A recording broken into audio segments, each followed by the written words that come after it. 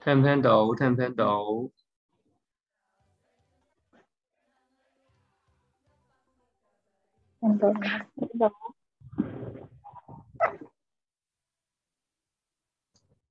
Kita sembari menunggu yang lain dulu, mungkin jam 10.35 kita akan mulai. Karena tadi kami lihat yang daftar ada 150. Mungkin teman-teman yang lain masih bergabung. Sekalian tes suara ya, bisa mendengar suara kami? Oke. Oke ya, teman-teman nanti semoga bisa mendengar suara kami dengan jelas. Ini teman-teman masih bergabung.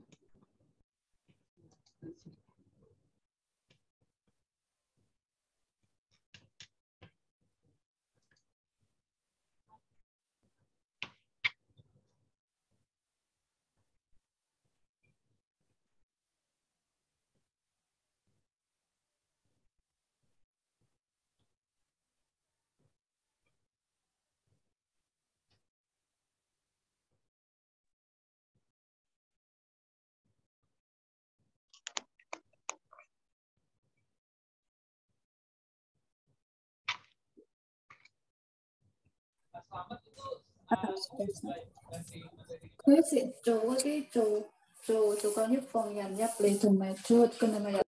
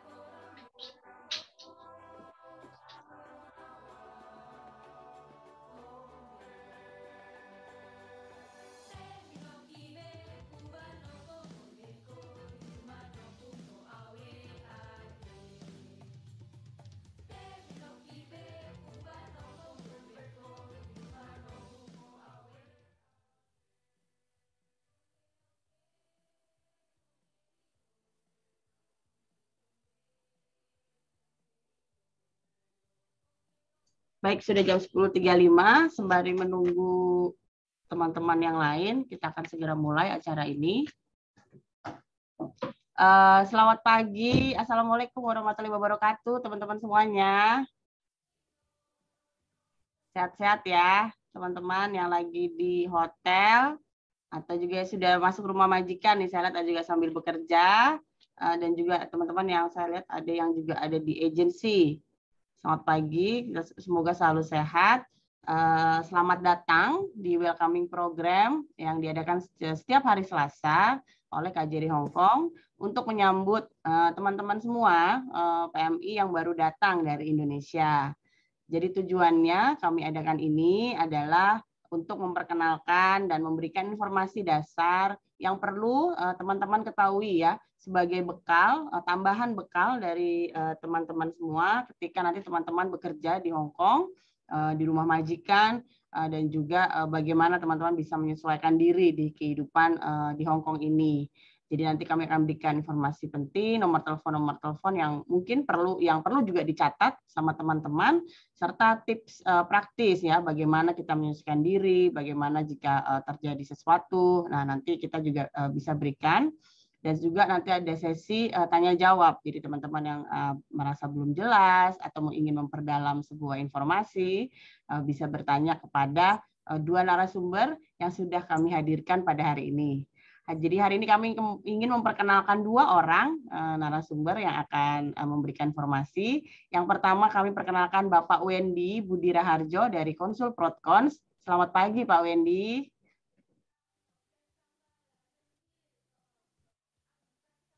Suaranya belum terdengar Pak Wendy. Masuk ya? Ya, sambil Pak Wendy memperbaiki mic-nya, kami juga ingin menyapa Bapak Dr. Slamet Yahya Hakim. Selamat pagi Pak Slamet.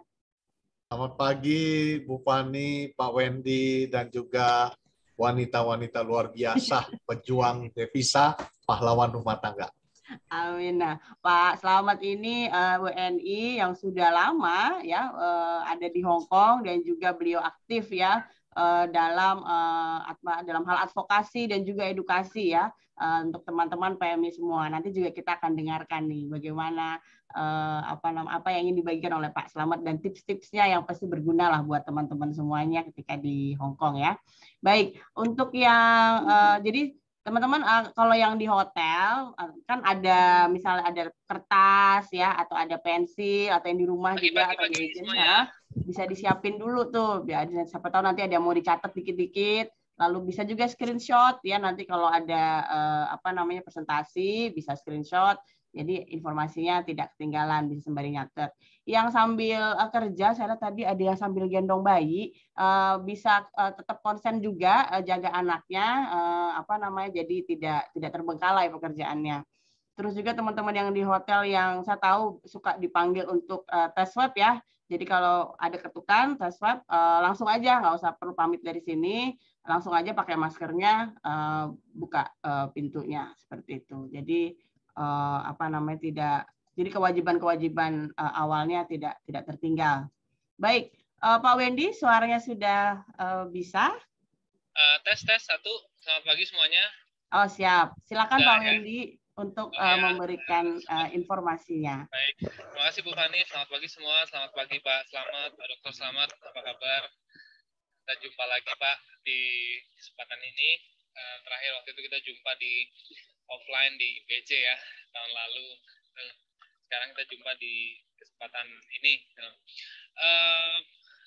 Selamat pagi teman-teman semua. Saya Wendy Budi Raharjo. Saya konsul protokol konsuler KJRI Hong Kong. Baru pertama saya untuk memberikan welcoming program nih Pak Slamet, karena sebelumnya rekan-rekan saya yang lain, jadi jarang saya kebagian tugas untuk ini, tugas yang lain, tapi kebetulan rekan yang lain berhalangan, jadi kami untuk bertugas untuk menggantikan. Mungkin kita langsung saja ya, karena supaya untuk menghemat waktu untuk teman-teman semua. Saya rasa ini semua teman-teman yang baru datang, ini baru ya, maksudnya belum pernah ke Hong Kong sebelumnya mungkin ya.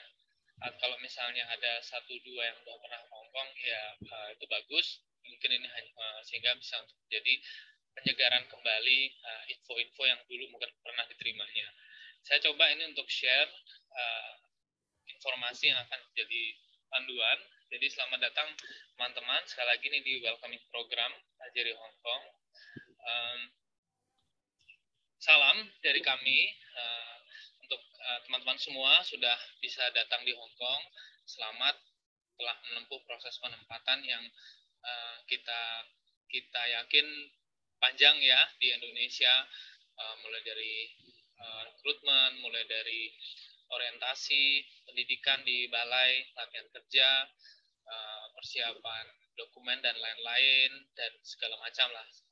Lalu dari daerah mungkin ada yang dari Jawa Tengah, Timur, Jawa Barat, atau mungkin dari luar Jawa, berkumpul di Jakarta, di PT, lalu kemudian diberangkatkan ke Hong Kong. Apalagi ini di masa COVID, prosesnya semakin panjang. Selamat sekali lagi semua sudah bertemu, dan yang terpenting teman-teman semua tiba di Hong Kong sehat ya, dalam keadaan sehat. Itu sudah suatu yang harus kita syukuri bersama sebelumnya. Inilah KJRI Hong Kong tampilan depan ya. Nanti untuk ingin tahunya lebih dalam lagi bisa datang ke KJRI Hong Kong di Causeway Bay. Tadi sudah diinfokan ada slide-nya, itu alamat KJRI Hong Kong. Saya rasa teman-teman semua bisa googling ya, main HP bisa di googling Indonesia Building atau Konsulat Indonesia. Di googling itu sudah bisa keluar di Google di Hong Kong, Konsulat Indonesia di Hong Kong itu bisa keluar alamat dari Konsulat Indonesia. Jikalau nanti suatu saat teman-teman membutuhkan harus ke konsulat. Ini ada beberapa yang ingin kita sampaikan, sangat dasar sekali, tidak pusing-pusing lah saya rasa materinya untuk diterima. Ibaratnya do dan don'ts, yang boleh dan yang harus dihindari, tidak boleh dilakukan. Yang pertama, teman-teman semua selama ini kan mengenal mungkin PT ya di Indonesia, itu di Indonesia. Lalu di Hong Kong juga ada yang namanya agen, agent disebutnya di kalangan teman-teman. Nah, agen ini penting karena dia yang bagian dari pelaku atau bagian dari istilahnya aktor dalam menempatkan pekerja migran Indonesia. Ada PT atau P3MI istilahnya kalau istilah hukumnya. Lalu ada mitra usaha yaitu agen di negara setempat. Kalau ini di Hong Kong maka di Hong Kong. Lalu ada majikan dan ada pekerja migran. Nah, agen lah yang mencarikan, yang bekerja sama dengan PT untuk mematchkan ya, link and match, mencocokkan majikan mana yang sebelumnya pada waktu di awal itu akan diperuntukkan untuk teman-teman semua. Ada istilah majikan, ada juga istilah pemberi kerja, sama saja, tapi kita di sini pakai istilah yang udah lumrah ya, majikan. Nah, agen ini penting untuk diingat dan disimpan ya, namanya, nomor telepon agen dan stafnya siapa. Jangan keliru, ada agen yang hanya dipahami namanya aja, nama stafnya saja. Tapi juga perlu memahami agen itu karena sebuah kantor, sebuah perusahaan, jadi harus tahu nama perusahaannya. Misalnya PT apa employment agency apa gitu misalnya. Jadi harus jadi jangan hanya nama orangnya, gitu, tapi juga teman-teman semua harus tahu. Nah, nama agen itu bisa dilihat di kontrak kerja ya, di kontrak kerja teman-teman semua yang ada capnya. Ada yang capnya kecil sehingga agak tersulit memang terlihat, tapi ada juga yang jelas, itu bisa kelihatan agennya. Dan tidak semua agen itu terdaftar di KJRI. Tapi teman-teman semua yang sudah berangkat ke Hong Kong itu sudah pasti agennya itu adalah agen yang terdaftar di KJRI Hong Kong. Jadi tidak ada penempatan pekerja migran Indonesia sektor rumah tangga itu di luar agen yang terdaftar di KJRI, tidak ada. Semua untuk ke Hong Kong itu semua sudah istilahnya sudah prosedural, tidak ada yang tidak melalui PT, tidak ada yang tidak melalui agen, apalagi tidak diketahui oleh KJRI. Alhamdulillah sampai sekarang tidak ada. Jadi sekali lagi ingat dan simpan nomor telepon agen dan stafnya ya. Lalu kemudian berikutnya simpan sendiri semua dokumen penting Anda ya selama di Hong Kong.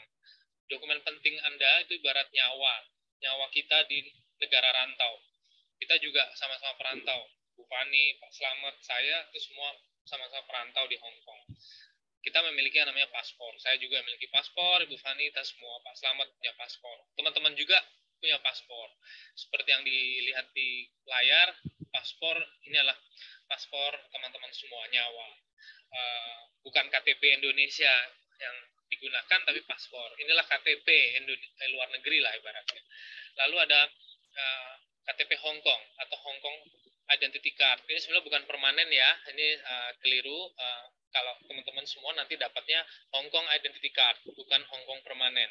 Itu untuk yang residen tetap, yang sudah lama sekali tinggal di Hong Kong.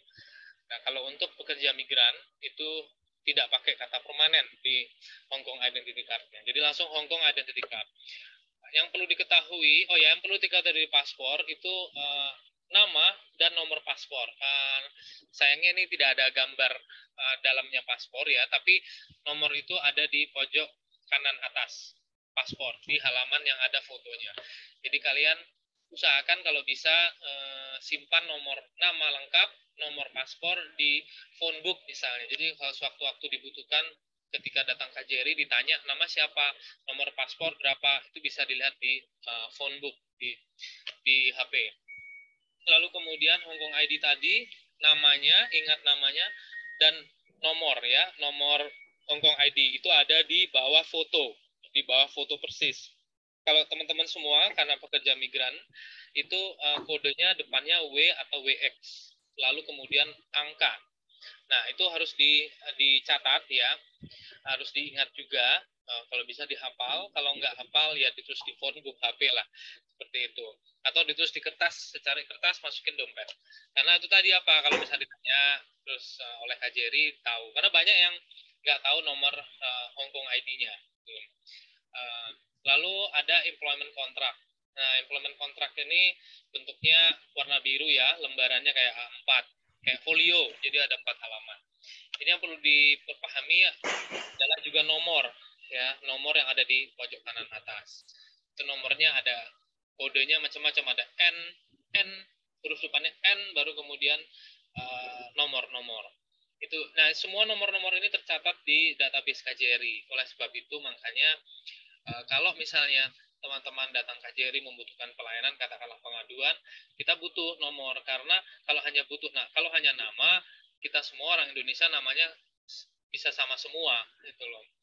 Nah, misalnya nama depannya Siti, kan banyak nama Siti, atau Susanti, semua sama, nah itu banyak, gitu loh. Nah, nama saya pun juga, Wendy juga namanya juga banyak, gitu loh. Jadi dibutuhkan penanda yang lain, yaitu nomor.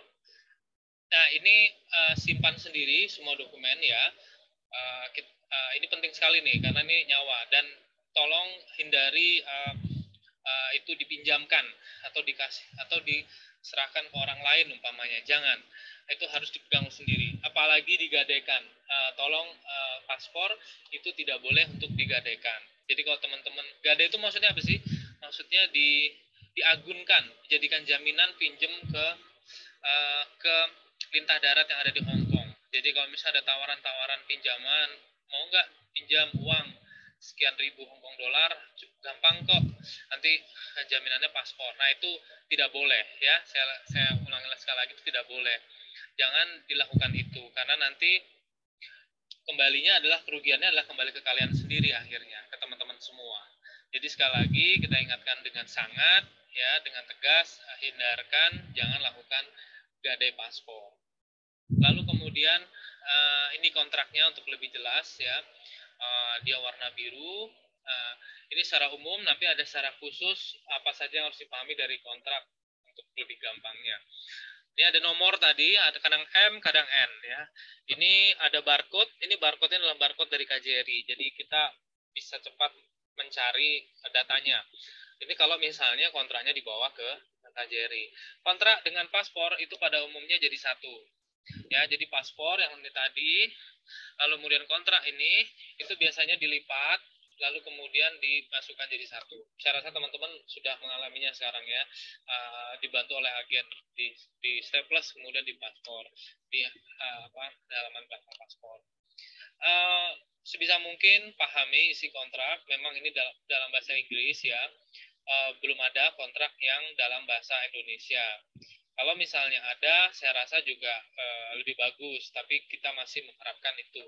Karena yang namanya pekerja migran di Hong Kong tidak hanya dari Indonesia, ada juga dari Filipina dan kebangsaan lainnya.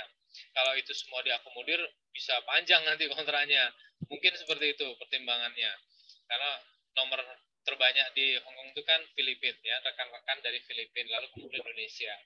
Nah, maka itu mungkin Hong Kong menjadikan bahasanya bahasa Inggris. Nah, tugas kita adalah konsulat, masing-masing konsulat, dan juga teman-teman NGO, ormas sana, itu membantu untuk teman-teman memahami isi kontrak.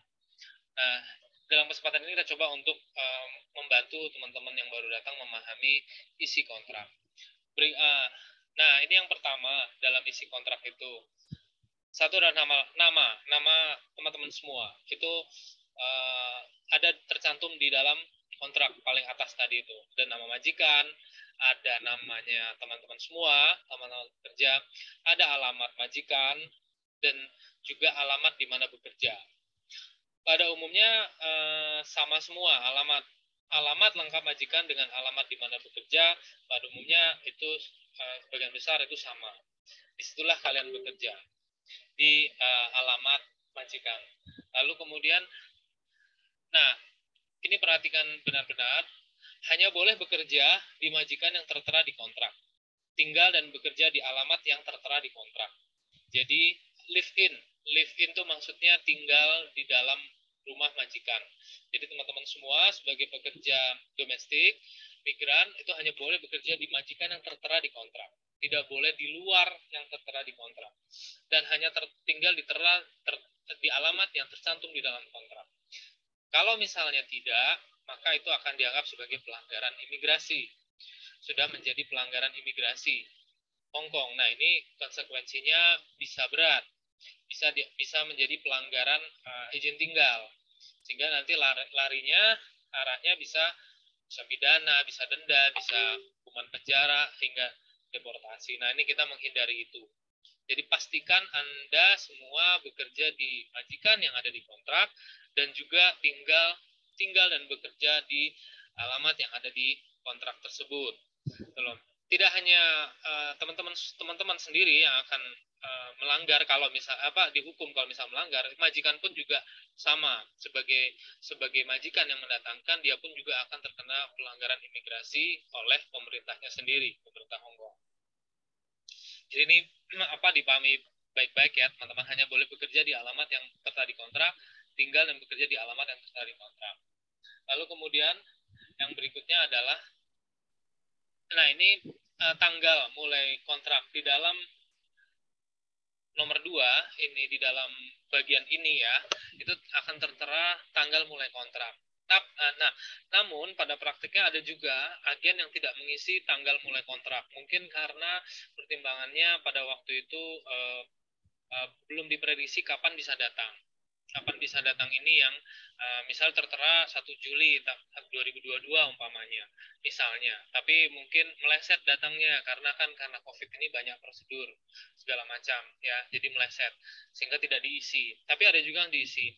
Yang renew itu kebanyakan diisi. Tapi untuk yang pertama kali itu mungkin ada yang tidak diisi. Tapi kalau misalnya tidak diisi, maka dimulainya adalah ketika Anda sudah memasuki rumah majikan setelah pada prakteknya ya, setelah selesai menjalani karantina. Lalu kemudian selanjutnya adalah nomor 4 yang ada dalam kontrak. Dilarang melakukan pekerjaan yang tidak tertera dalam kontrak. Jadi teman-teman tadi itu pertama tidak boleh tinggal di luar majikan yang di luar kontrak kan, sama di luar alamat. Selain itu juga tidak boleh melakukan pekerjaan yang tidak tertera dalam kontrak. Dalam kontrak itu biasanya yang halaman terakhir itu ada rincian bekerja. Kalau tidak ada dalam apa saja gitu ya, housing, cleaning, cooking, babysit, menjaga anak. Nah, kemudian ada kata-kata others, lain-lain. Nah, itu biasa ditulis, bisa juga enggak. Kayak misalnya mencuci mobil itu ditulis juga di situ. Tapi tidak ditulis itu maka tidak dilakukan sesuai dalam kontrak. Kita ada kasus mereka yang bantu majikannya jaga warung atau bantu majikannya jaga restoran, bahkan ada yang jadi di lapangan macam-macam. Nah, itu tidak boleh karena sudah pernah terjadi kasus seperti itu dan akhirnya dituntut pidana ke pengadilan. Majikannya dituntut, yang pekerjanya warga kita pun juga dituntut. Alhamdulillah kita dampingin, kita upayakan pendampingan dan bantuan hukum.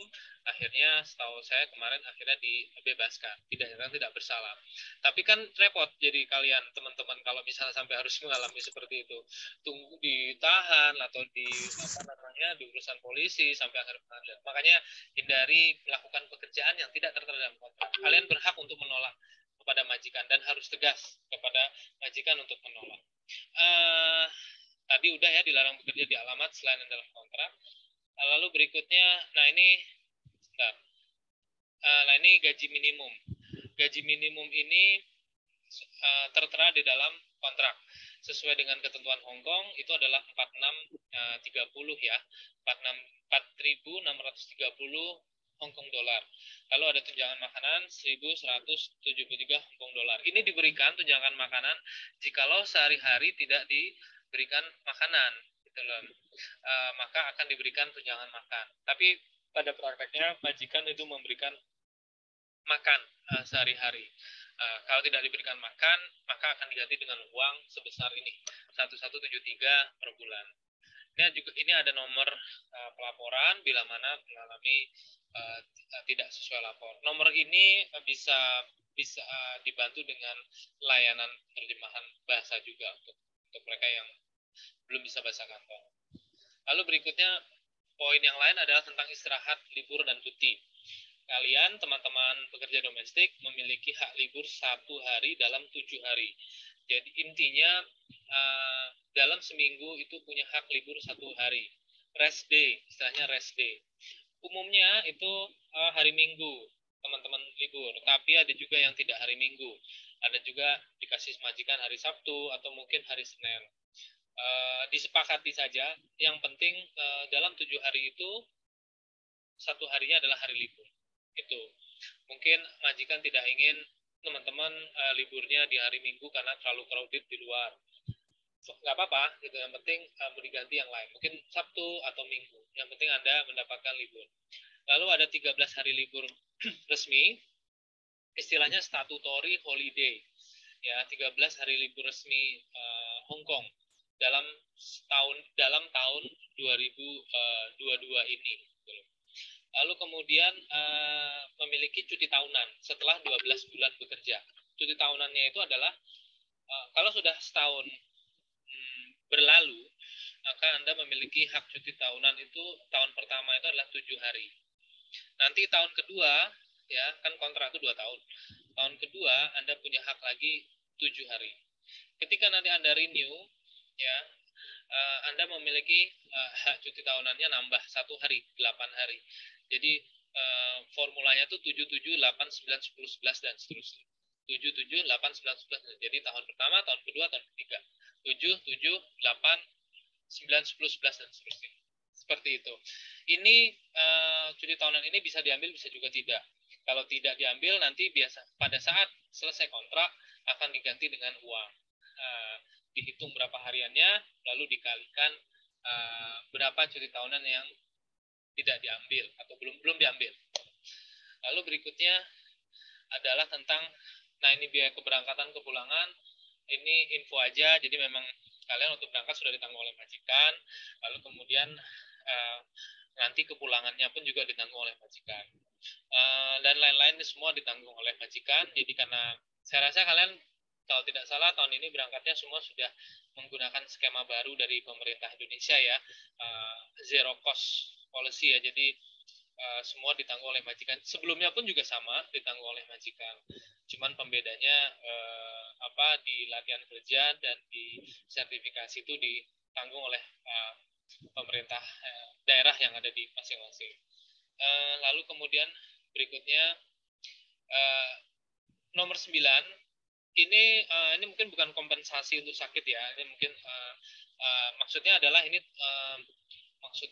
ini asuransi atau ditanggung oleh majikan jika sakit. Jadi teman-teman memiliki ketika sakit maka majikan itu wajib untuk membiayai pengobatan, baik itu rawat jalan, konsultasi, atau rawat inap ketika harus dirawat di rumah sakit, dilakukan tindakan medis. Majikan itu wajib. Bentuknya apa? Umumnya majikan itu mengasuransikan teman-teman semua, memiliki asuransi. Tapi secara formal, kalau bahasa kontrak, itu bisa juga majikan tidak membelikan asuransi, tetapi dia akan menanggung secara cash, misalnya membayar rumah sakit. Itu nggak menjadi soal. Yang penting majikanlah yang akan menanggung biaya pengobatan di kala sakit. Bisa berupa asuransi, bisa juga bukan berupa asuransi. Sepanjang masih dalam masa kontrak yang aktif ya, berlaku. Tapi umumnya kita semua juga sama, kita semua juga umumnya majikan itu membelikan asuransi, mengasuransikan teman-teman. Bu Fani, kalau misalnya waktunya kebanyakan kabar ya, takutnya. Lalu ini hak memutuskan kontrak. Teman-teman semua memiliki para pihak ya, teman kalian dan juga majikan itu juga mempunyai hak untuk memutuskan kontrak. Yaitu kalau teman-teman biasanya mengenalnya dengan istilah notis, mengajukan notis, one man notice. Bila mana ingin memutuskan kontrak, maka harus memberitahukan kepada majikan 1 bulan sebelum tanggal berhenti. Nah, kalau memberitahukannya ya dengan tertulis, dengan surat tertulis. Formatnya ada, ini contoh, banyak di Google juga bisa. Kalau saya menyatakan ini kepada berhenti pada tanggal sekian, 1 bulan ke depan. Karena kalau tidak kurang dari 1 bulan, maka sesuai ketentuan teman-teman harus bayar 1 bulan gaji kepada majikan. Itu ketentuan Hong Kong. Demikian juga majikan. Kalau majikan melakukan pemutusan mendadak, maka majikan wajib membayar 1 bulan gaji. Tetapi ada beberapa kondisi yang tidak membutuhkan harus diberitahu 1 bulan. Seperti misalnya teman-teman dalam kondisi yang bahaya, misalnya dalam kondisi penyakit yang membahayakan di rumah majikan, dalam kondisi bahaya fisik, dalam majikan melakukan kekerasan. Nah, itu tidak perlu nunggu one man notice, langsung dianggapnya itu bisa langsung berhenti bekerja dan misalnya kalau ada penganiayaan lapor polisi. Nah, itu tidak lagi menunggu 1 bulan. Sama juga majikan pun juga punya hak yang sama. Tidak perlu harus menunggu 1 bulan untuk kondisi-kondisi tertentu, misalnya teman-teman selalu mengabaikan perintah, misalnya pekerja mengabaikan perintah, pekerja melakukan tindakan hukum, pelanggaran hukum. Nah, itu majikan pun juga punya hak untuk memberhentikan mendadak tanpa memberitahu 1 bulan sebelumnya. Lalu selanjutnya, nah ini jika Anda diputus kontrak, pastikan diputus kontrak itu bisa break, bisa juga finish ya, katakanlah. Itu tidak, pastikan barang ini sepele tapi berbahaya. Kalau tidak diperhatikan, pastikan Anda tidak membawa barang yang bukan hak dan milik Anda. Tidak semua kontrak itu happy ending, ya. Jadi ada yang putus kontrak di tengah jalan, meninggalkan rumah. Pastikan barang-barang yang Anda miliki itu benar-benar punya Anda. Jangan ada barang milik majikan yang terbawa, gitu loh ya, terbawa. Mungkin kita lupa atau terbawa, tapi majikan mempunyai keyakinan yang lain, itu bisa juga. Kemudian ada lapor polisi misalnya. Nah, itu menjadi masalah nantinya. Disangkanya nanti ada tuduhan pencurian nantinya. Nah, malah jadi repot kemudian untuk mencari majikan baru. Demikian juga finish ya, itu juga sama. Tidak semua finish pun finish yang happy ending. Yang ada juga yang finish, yang penting finish 2 tahun biar supaya catatan saya di imigrasi bagus, supaya nanti dapat visa lagi. Belum. Nggak apa-apa, yang penting itu nggak apa-apa kalau memang tidak mau renew, itu hak kedua belah pihak, hak majikan, hak juru kerja. Tapi ketika keluar rumah majikan, jangan membawa barang yang benar bukan milik Anda. Jadi pastikan betul. Kalau perlu infokan agen bahwa ini barang-barang saya ya, yang saya masuk ke dalam koper. Nah, ini hari pertama di rumah majikan. Mungkin kalian akan pasti sama, kita semua ketika mulai bekerja apapun itu, hari pertama akan bertanya-tanya kita mau ngapain ya.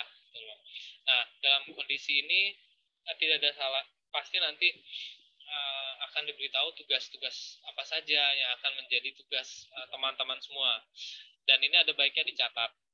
Nah, ada majikan yang sangat apa ya istilahnya, ada majikan yang sangat korek ya, teliti. Dia akan menulis job desk, apa rincian kerja apa aja yang akan harus kalian lakukan. Biasanya bahasa Inggris. Nah, ada teman yang memahami, ada juga mungkin yang belum memahami sehingga membutuhkan bantuan agen untuk menerjemahkannya. Itu dicatat apa saja tugas-tugasnya. Lalu cara menggunakan peralatan rumah tangga. Ini juga sama. Kalian sudah latihan barang di Indonesia untuk menggunakan peralatan rumah tangga. Tapi pasti ada perbedaan. Nah, untuk itu jangan malu untuk bertanya kepada majikan bila mana kurang paham atau tidak paham. Malu bertanya, sesat di jalan. Itu benar terjadi, apalagi ketika di negara orang. Lalu kemudian sepakatilah hari libur yang itu tadi, yang dalam 7 hari 1 hari adalah hari libur. Nah, itu harus disepakati apakah hari Sabtu, apakah hari Minggu, atau hari lain. Lalu tanggal gajian, kapan terima gajiannya? Apakah setiap tanggal 1 atau setiap tanggal 5 setiap bulannya? Nah, itu harus disepakati. Dan jangan lupa ketika Anda juga harus mempunyai catatan penerimaan gaji. Nanti majikan akan nyuruh Anda untuk menandatangani penerimaan gaji. Misalnya berupa tabel. Oh, tanggal 1 terima gaji, tanda tangan ya. Mungkin majikan minta kalian tanda tangan. Nah, kalian sendiri juga harus punya catatan. Suruh majikan tanda tangan juga, nggak apa-apa. Kalau majikan nggak mau tanda tangan, nggak apa-apa. Kalian punya catatan sendiri juga yang harus cocok dengan catatannya punya majikan. Gitu. Jadi untuk apa? Untuk kalau ada apa-apa nanti kalian memudahkan untuk menghitung ada gaji apa enggak. Karena yang namanya selip itu mungkin bisa saja terjadi. Majikan mengaku sudah bayar gaji, tapi Anda merasa belum bayar gaji umpamanya. Nah, itu bisa dibuktikan dengan adanya catatan-catatan penerimaan uang. Tidak hanya gaji, mungkin uang lainnya dikasih uang jajan pada saat hari libur. Ada majikan seperti itu. Kalian catat. Karena nanti kalau ada dispute, ada sengketa di belakang hari, nanti biasanya majikan akan mengungkit-ungkit itu semua uang yang sudah diberikan.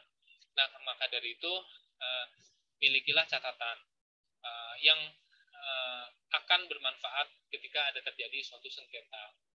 Dan catatan itu simpanlah di pribadi Anda. Kalau ada apa-apa, itu ikut dengan Anda. Gitu loh. Tidak di tempat lain, akhirnya menjadi hilang. Itu barang bukti kalau misalnya ada sengketa di pengadilan.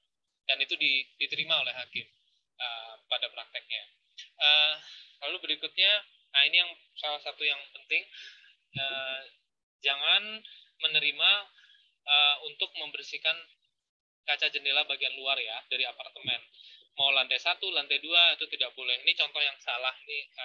Maksudnya ini di cross ya, ini sudah disilang nih. Gambar ini sudah gambar yang salah, itu tidak boleh. Jadi hanya membersihkan dari dalam. Tangan hanya sampai sini saja untuk membersihkan jendela. Tidak boleh lebih dari ini. Jadi hanya sampai sini saja. Nggak boleh kemudian badan kita keluar sehingga separuh badan kita ada di luar. Itu nggak boleh. Itu ada dalam kontrak.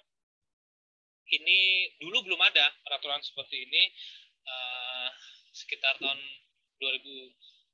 2017 atau 2018 gitu. Sebelumnya itu belum ada seperti ini sehingga banyak menimbulkan korban. Lalu saat itu KJRI dengan rekan Filipina dan konsulat lainnya mencoba untuk appeal ya ke pemerintah Hong Kong dan diterima untuk seperti ini. Jadi ingat sekali lagi tidak boleh ya bila mana disuruh majikan seperti ini Anda mempunyai hak untuk tegas menolak.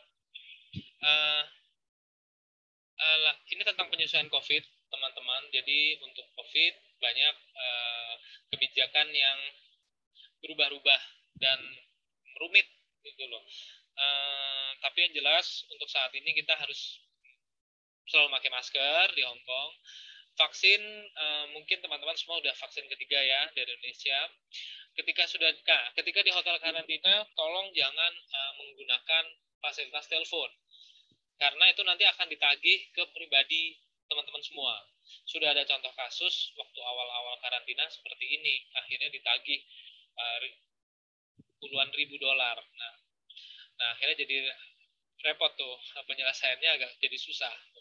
Jadi tolong jangan menggunakan fasilitas telepon kantor. Hanya untuk karantina. Jadi 7 hari ya sabar 7 hari untuk karantina di hotel. Ketika libur di luar juga sekarang maksimal 4 orang. Jangan lebih berkumpul dengan 4 orang. Karena akan mengundang denda nantinya. Bisa didenda kalau tidak salah 2.000 atau 5.000 Hong Kong dolar. Lalu berikutnya ini sepele tapi bisa berbahaya kalau misalnya bisa sial kalau misalnya ternyata melakukan itu. Patuhi peraturan setempat ya, tidak berjualan di pinggir jalan, ini contoh yang salah. Seperti ini. Lalu kemudian pada saat menyeberang jalan, menyeberanglah ketika ini nih gambar orang orang-orangan ini nih itu warna hijau. Jangan seperti ini ketika warna hitam nyebrang. Jangan ikutin orang Hong Kong. Orang Hong Kong mungkin merasa karena punya negaranya, punya dia wilayahnya nyebrang sembarangan. Kalau nanti ketahuan petugas yang berwarna coklat atau polisi mungkin ya yang baju warna biru atau Pol PP yang warnanya coklat, kalian bisa didenda. Jadi orang nyebrang salah bisa didenda juga loh. Jadi hindari menjadi yang baik aja, menjadi warga yang patuh aja. Karena ini kita di negeri orang. Lalu buanglah sampah pada tempatnya juga ya. Seperti ini, di mana-mana ada warna orange, mudah dilihat. Masukin, barangkali ada yang merokok, maka puntung rokoknya ditaruh di atas sini. Bila mana yang lain ya dimasukin ke sini. Karena bila mana nanti tidak lakukan, ada yang lihat, sialnya, lagi apes, malah kena denda. Kan sayang gitu loh. Uang akhirnya untuk bayar denda. Ini sepele tapi tolong diingat baik-baik. Bila mana terjadi salah paham dengan majikan, bagaimana nih? Nah ini karena baru pertama pasti ada miskomunikasi. Apalagi mungkin bahasa belum terlalu bagus karena baru pertama. Kecuali kalau mungkin yang udah pertama kali datang mungkin udah bisa ya. Tapi kalau baru pertama kali datang, bisanya hanya bahasa Inggris. Kalau majikan bisa bahasa Inggris, nggak apa-apa. Kalian ngomong bahasa Inggris aja. Mungkin beberapa teman-teman ex Taiwan atau ex Singapura, bisanya bahasa Inggris. Kalau ex Singapura nggak apa-apa. Coba aja bahasa Inggris. Yang penting majikan memahami bahasa berdua, ya gunakan bahasa Inggris. Kalau Taiwan, bisanya mungkin Mandarin Taiwan. Nggak apa-apa, pakai saja. Mungkin majikan bisa. Betul. Nah, kalau misalnya jadi miskomunikasi, pihak pertama adalah lapor ke agen, minta bantuan agen untuk membantu menjembatani miskomunikasi. Agen itu tidak hanya menempatkan saja tugasnya. Ini penting untuk diketahui. Nggak hanya agen, cuma datangin habis itu udah plus masuk rumah majikan. Enggak. Agen juga tetap memiliki tanggung jawab sampai teman-teman semua selesai dan pulang ke Indonesia kembali. Itu agen memiliki tanggung jawab. Tanggung jawabnya itu mungkin tidak oleh aturan Hong Kong, tapi oleh aturan pemerintah Indonesia. Jadi sudah menjadi ketentuan pemerintah Indonesia. Agen bila mana terjadi masalah, maka penyelesaian masalahnya itu, fasilitasinya itu mengedepankan peran agen. peran pihak-pihak yang terkait di negara setempat. Ya, siapa itu yang terkait? Ya, agen, PT Indonesia. Itu jelas, itu prosedur pelindungan PMI itu seperti itu. Bukan dibuat-buat, oh KJRI gayanya ini, KJRI Hong Kong, oh KJRI Taiwan gayanya yang lain. Enggak, itu kita semua sudah ada pakemnya gitu, atau ada di peraturan pemerintah nomor 59 tahun 2021 tentang pelindungan pekerja migran Indonesia. Jadi ketika ada masalah, maka mengedepankan pihak-pihak yang terkait dulu dan mengedepankan otoritas tempat gitu.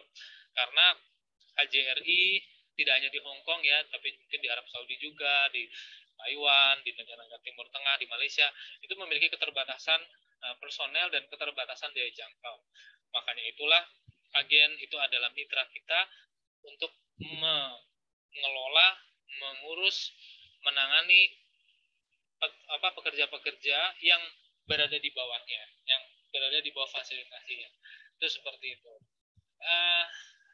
Banyakan miskomunikasi masalah pekerjaan, salah tangkap lah pekerjaan yang harus dilakukan. Nah ini lalu kemudian nggak betah lah, gitu. Pasti ada nggak betah dan homesick, rindu pulang pasti ada. Nah jangan ragu untuk kemudian lapor agen atau ingin berkomunikasi dengan KJRI pun juga bisa, tetap dengan hotline.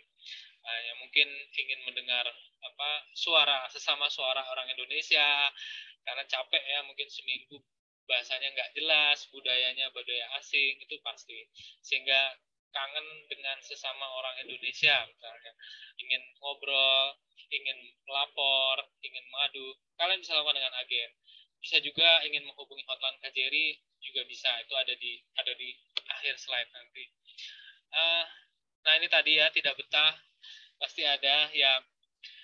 Ini mungkin tulisannya bersabar lagi, tapi sebetulnya tidak betah itu kita paham, karena apalagi di COVID itu teman-teman pasti lebih dikungkung kalau sekarang ini karena ketakutan majikan untuk bahaya virus. Kalau mungkin sebelum COVID, mungkin Pak Slamet mungkin lebih tahu nantinya ya, ketika sebelum COVID lebih banyak libur, lebih banyak kegiatan, sehingga nggak betah itu bisa terobatin dengan libur keluar. Tapi di kala COVID lebih ketat, sehingga ketika nggak betah, nggak ada penyaluran untuk rekreasi, berkurang, itu terjadi. Kami memaklumi. Kita jenis pekerjaan apapun sama, akan mengalami seperti itu, tidak betah. Nah, pinter-pinterlah untuk mencari cara membangkitkan semangat, sehingga rasa tidak betahnya itu bisa teratasi. Lalu berikutnya, nah ini, jangan mudah untuk menandatangani apapun surat ya. Pastikan pahami dulu surat. Susah mahamnya karena bahasa Inggris, ya betul. Atau bahasa Kanton, nah ya betul. Nah, sekali lagi, lapor ke agen, tanyakan ini surat apa. Betul. Jadi jangan mudah untuk menandatangani surat atau kertas kosong, apalagi kertas kosong. Jangan seperti itu, jangan mudah, karena nanti ujung-ujungnya bisa digunakan untuk melawan Anda atau digunakan untuk merugikan Anda. Lalu ini tadi kelola keuangan dengan baik ya, tadi catatan keuangan segala macam. Jangan gunakan paspor untuk sebagai jaminan atau digadai paspornya, jangan. Hati-hati dengan modus penipuan. Banyak yang sudah tertipu ratusan juta rupiah. Teman-teman baru ini please hati-hati, jangan mudah untuk tergoda berbagai modus orang ganteng lah di Facebook, modus pinjaman mudah lah, modus lewat telepon lah dengan suara yang menarik, dengan gambar yang menarik di Facebook, kenalan nggak jelas. Nah itu berbagai macam, jangan, hindari. Dapat Facebook dapat message WA yang Anda dapat hadiah dari bank ini, bank itu misalnya, jangan mudah percaya. Double check lagi kebenarannya. Misalnya itu dari bank yang ada di Bank Indonesia yang ada di Hong Kong umpamanya. Cross check dulu, datang dulu ke bank itu misalnya yang ada di Hong Kong. Untuk mengecek ini benar apa enggak, menang ini menang itu. Nggak jelas juga, datang ke KJRI misalnya, tanya ke agen, ini benar nggak sih saya dapat. Jadi jangan langsung percaya ya, karena sudah banyak kasus yang ratusan juta hilang karena itu. Nah ini hotline KJRI Hong Kong ya, 86942799 atau 67730466. Ini bisa WhatsApp, jadi tidak harus telepon, bisa WhatsApp. Kalau misalnya di telepon tidak diangkat, itu karena yang memegang hotline itu tugasnya tidak hanya megang hotline.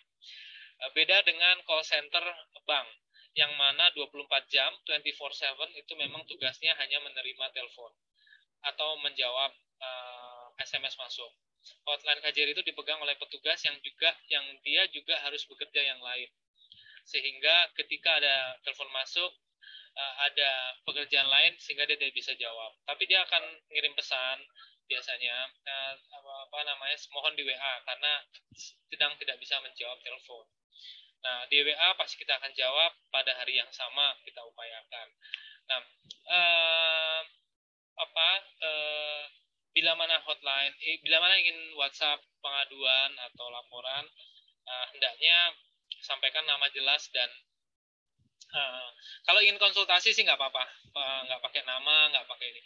Hanya ingin bertanya, Pak libur berapa hari sebetulnya? Pak berapa lama cutinya dalam setahun? Gitu. Pak apakah boleh ini itu misalnya. Nah itu tidak perlu pakai nama. Tapi kalau misalnya mengadukan kasus ada masalah, kita tanpa nama kita akan nanyakan kemudian siapa namanya dan nomor paspor, nomor Hongkong ID kalau sudah punya Hongkong ID, sama nomor kontrak, karena memudahkan kita untuk mengecek di database. Juga ada satu nomor, sebenarnya nomornya tenaga kerja, tapi mungkin tidak tercantum, nanti kalian juga akan tahu pada saatnya. Mungkin itu dulu, Fani, dari saya. Mohon maaf bila mana kebanyakan, karena memang pasti baru pertama kali banyak info yang harus diketahui. Itu dulu, terima kasih. Assalamualaikum warahmatullahi wabarakatuh. Waalaikumsalam warahmatullahi wabarakatuh. Terima kasih banyak Pak Wendy atas penjelasannya, terutama mengenai pemahaman apa saja yang tercantum di kontrak kerja ya, karena juga penting juga untuk teman-teman, dan juga tadi ada nomor telepon penting dan informasinya. Nah, nanti teman-teman kalau ada yang ingin bertanya nanti setelah ini kita bisa lanjut dengan tanya jawab. Sebelum itu, sekarang kita lanjutkan kepada Pak Slamet nih yang sudah kita tunggu-tunggu juga informasinya dan mungkin tipsnya ya tentang bagaimana menyesuaikan diri dan apa saja nih yang teman-teman perlu lakukan ya, atau apa yang perlu diperhatikan ketika bekerja di Hong Kong. Silakan Pak Dr. Slamet Yahya Hakim. Terima kasih Bu Fani, Pak Wendy yang memberikan kesempatan bagi saya untuk berbagi cerita dengan pekerja migran Indonesia yang mungkin sebagian baru masuk Hong Kong, yang mungkin sebagian sudah pernah masuk di negara lain. Yang namanya kerja dengan orang pasti ada masalah. Apalagi kita bekerja sebagai pembantu rumah tangga di Hong Kong. Kadang-kadang ada masalah batasan kerja, kadang-kadang ada masalah budaya, kadang-kadang ada masalah-masalah lain. Ya memang pemerintah Indonesia maupun pemerintah Hong Kong memberikan banyak peraturan-peraturan untuk melindungi. Tetapi pada akhirnya bagaimana kita sendiri harus menjaga diri kita. Menjaga diri kita dengan sebaik-baiknya. Ya, itu sebabnya kunci pertama untuk bisa sukses bekerja di Hong Kong, kita memerlukan keahlian karakter atau spiritual, yaitu satu kata, jangan pernah putus asa. Jangan pernah putus asa. Kalian sudah dari desa, bisa sampai ke Hong Kong, itu sudah setengah jalan. Jadi harus selesaikan lagi setengah jalan. Nah, kekuatan kita ini datang dari mana? Kekuatan kita datang dari Tuhan. Itu sebabnya doa, sholat, pergi ke gereja, itu tidak boleh diabaikan. Kadang-kadang saya melihat ya, di kampung itu suci, kudus, dan alim. Tapi begitu sudah tiba di Hong Kong, liarnya minta ampun. Dan itu tentu bukan karakter dari anak-anak Indonesia. Jadi kita tetap menjaga hubungan pribadi kita dengan Tuhan. Ini yang pertama. Yang kedua, keahlian sosial. Keahlian sosial itu meliputi siapa teman kita, ya, siapa teman kita. Yang paling jelas teman yang baik itu saudara kita yang sedang di Hong Kong. Terus yang kedua teman-teman se-PT, karena kita sudah tahu dia di PT seperti apa. Ini dua ya. Terus yang ketiga berarti itu teman baru. Nah, teman baru ini kita harus jaga, kita harus perhatikan siapa mereka, nomor teleponnya di mana dan sebagainya ya. Lalu yang kedua, pandai-pandai membaca situasi, bijak dalam berperilaku dan berpakaian. Nah, ini keahlian sosial. Keahlian sosial ini nanti akan merembet ke yang lain. Misalnya, baru kenal, sudah diajak pergi pinjam uang di bank. Oh ya, nanti ya kita pinjam 30.000, kamu 15.000, saya 15.000. Kita sama-sama bayar 1 bulan 3.000, saya bayar 1.500, kamu bayar 1.500. Nah, dia pihak peminjam, kamu pihak yang saksinya, dia kabur, kamunya yang kalang kabut. Kenapanya kalang kabut? Karena pihak bank mencari dirimu. Dan lebih parah lagi, kamu kasih tahu nama, alamat majikan, dan nomor telepon majikan. Nah, itu namanya bikin susah sendiri. Nah, hal yang kedua adalah ada teman bilang, ayo bikin rekening bank. Ini kartu HSBC ya. Ini kartu HSBC, bikin rekening bank. Nanti kalau kamu sudah punya rekening, aku pinjam rekeningnya. Kartu ini diberikan kepada saya kasih kamu 2.000. Lalu kemudian orang itu menggunakan rekening ini untuk kirim uang, transfer, dan sebagainya. Itu disebut dengan money laundry. Kamu kena. Dan ini hukumannya bukan saja denda, tapi udah masuk kantor polisi. Ya, ini. Terus yang ketiga, temannya bilang, ayo kita makan ya. Makan di Hong Kong tuh nggak mahal. Tapi kepikiran nggak kalau ada teman asing ngasih makan, itu pun harus diperhatikan, bukan dicurigai sampai bagaimana ya. Dia mula-mula, halo sayang, yuk kita makan, ini itu. Nanti kemudian dia nitip-nitip barang dan ternyata itu barang-barang yang terlarang. Nah, di sini pergaulan ya, di sini pergaulan. Kemudian jangan pernah mau pindah majikan lalu ditandatangani oleh bule atau orang-orang yang lain, lalu kamu dijadikan tenaga kerja sekaligus istri dari bule-bule tersebut. Nah, itu tidak resmi itu namanya ya. Nah, ini namanya hal-hal sosial yang perlu diperhatikan. Lalu ini di tangan saya ini namanya patadong. Patadong ini kayak kartu kredit kita, kartu debit, kita isi uang. Isi uangnya $100, bisa di 7-Eleven, bisa di Circle K, bisa juga di kios-kiosnya. Nah, ini sekarang ya bisa dipakai untuk membeli di McDonald, membeli apa dan sebagainya. Nah, kadang-kadang di tengah jalan kita ketemu dengan patadong orang. Ya, kalau kita di Indonesia ketemu barang orang itu punya kita. Tapi kalau di Hong Kong kamu ketemu dengan patadong orang, kebetulan sekarang patadong orang Hong Kong tuh uangnya banyak.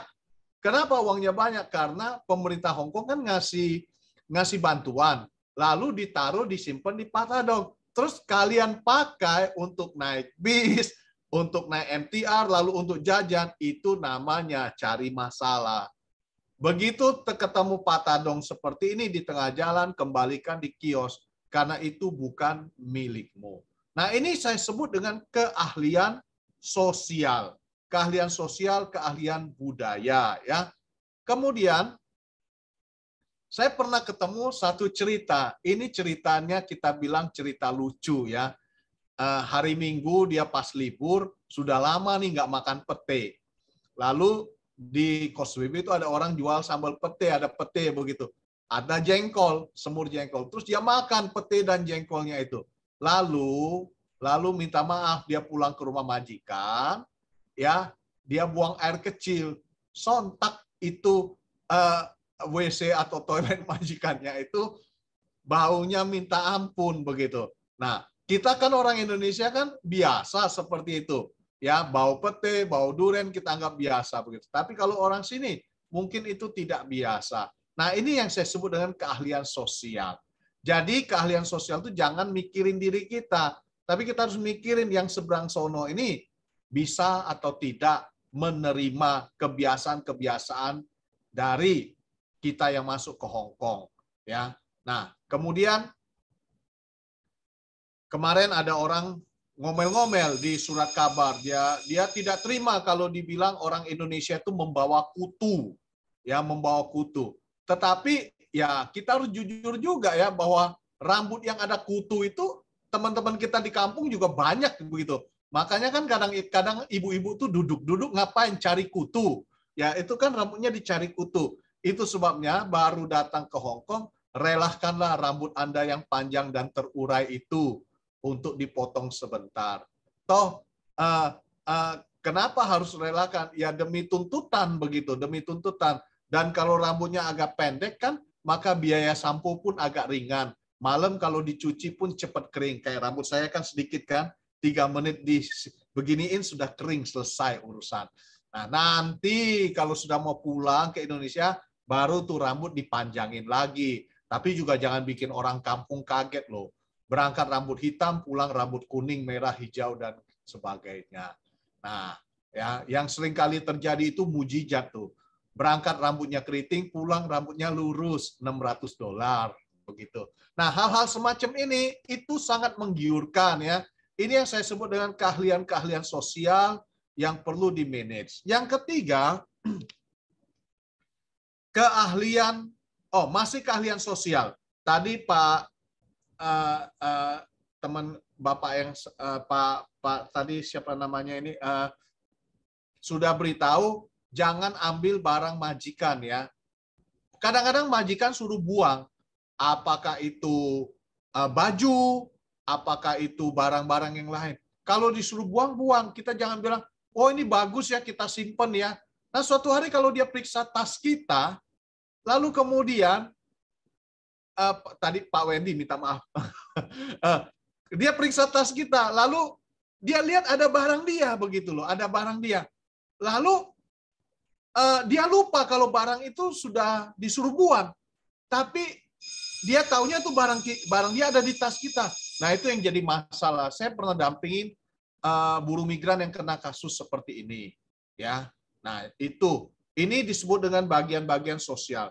Nah sekarang masuk bagian komunikasi. Bagian komunikasi apa sih komunikasi? Mengerti apa yang disampaikan, mengerti apa yang disampaikan. Bahasa kita bahasa Indonesia. Yang dari Jawa ya bahasa Jawa. Kita kerja di Hong Kong ya bahasanya apa? Bahasa orang Hong Kong. Mau nggak mau ya kita harus pintar-pintar belajar bahasa orang Hong Kong.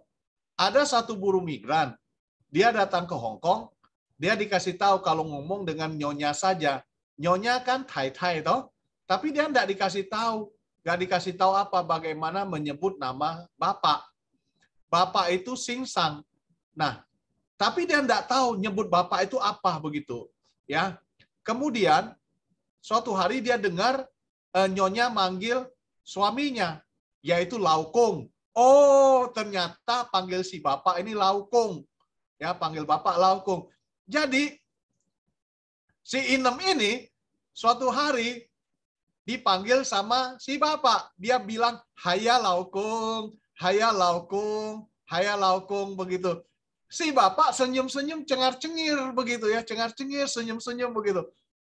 Pinter saya bahasa Kantonis, saya sudah bisa panggil si bapak dengan sebutan Laukung. Suatu hari ada tai-tai di rumah.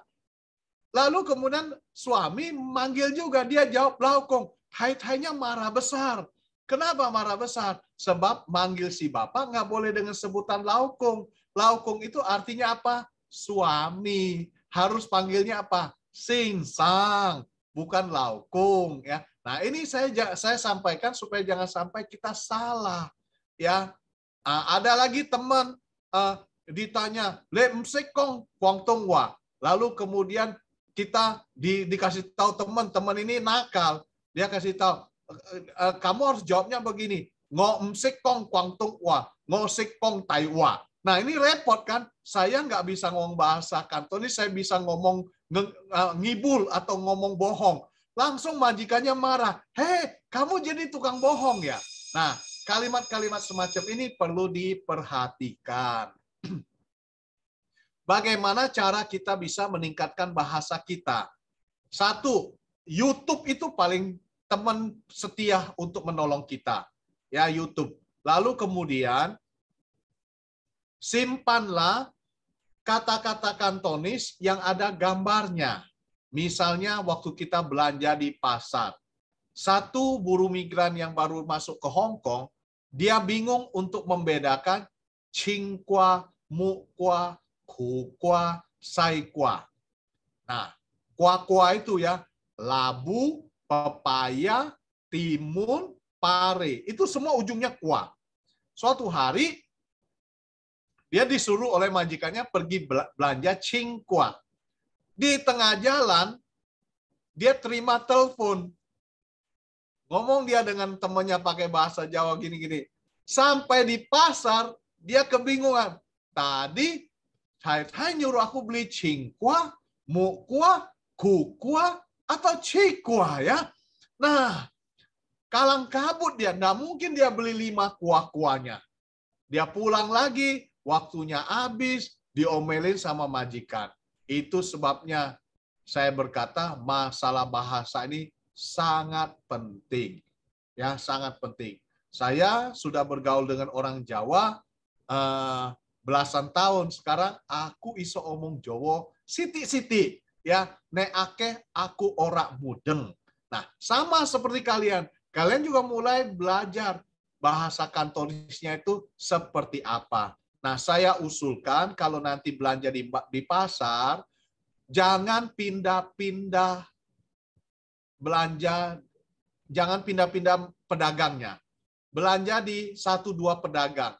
Dia tahu kita langganan dia, nanti kita bisa dikasih murah, kita juga bisa ditolongin. Ya, bisa ditolongin. Tapi jangan coba-coba ya, sayur $10 disuruh tulis $15.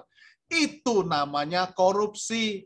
Karena orang Hong Kong nggak bodoh-bodoh banget sampai bisa kita bohongin. Nah itu ya, jadi ini komunikasi. Komunikasi lainnya adalah jangan sok pinter. Kita ini punya prinsip kerja itu apa? Punya prinsip kerja adalah maunya majikan itu apa? Maunya majikan, bukan maunya kita. Kita pintar masak. Tapi kalau itu bukan maunya majikan, ya buat apa? Kita harus tahu seleranya majikan.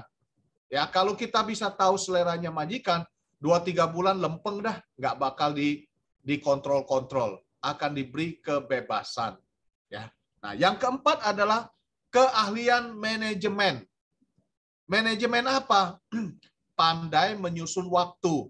Kapan jemput anak, kapan ngasih nenek obat, kapan nganterin ke dokter, ya, kapan masak, kapan singsang pulang, dan sebagainya.